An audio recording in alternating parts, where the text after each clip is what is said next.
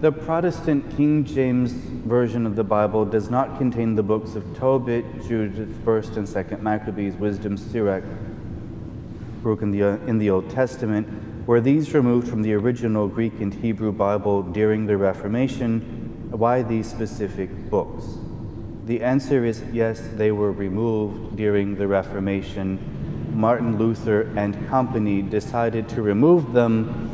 They had different reasons for wanting to do it. Most of it was they talked about things that they didn't want to believe. For example, the idea of purgatory and the purgatory process can be described in 2nd Maccabees. The reason that the Protestants will give was that those were written when the Jews were in exile. They were not written in Hebrew, they were written in another language, and because they are not written in Hebrew, they are somehow unacceptable, because God can't write in any other language but Hebrew and Greek, apparently.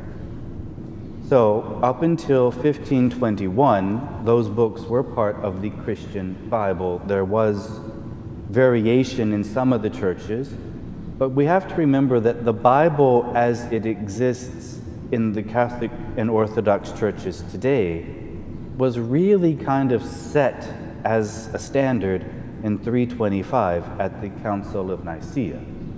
It wasn't approved until later, much later, as the official list, but the list that came from 325 at the Council of Nicaea is the same list that we use today.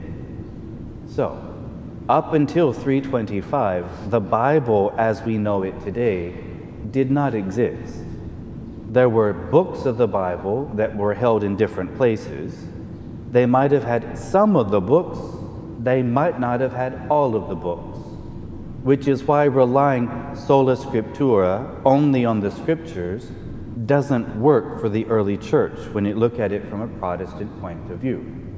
The Protestants will say outside of the Bible there is nothing. We say it's the scriptures, it's the tradition, it's all of this other stuff, right? They exclude everything except the Bible. But one, who put the Bible together? The Catholic Church. With those 7 books taken out by Martin Luther and company. He wanted to take out other books, including the Gospels, because he didn't like what they said. And he thought that maybe that's not a good idea because the people might be a little upset if you take out the book of James, the Gospels, and other things, right?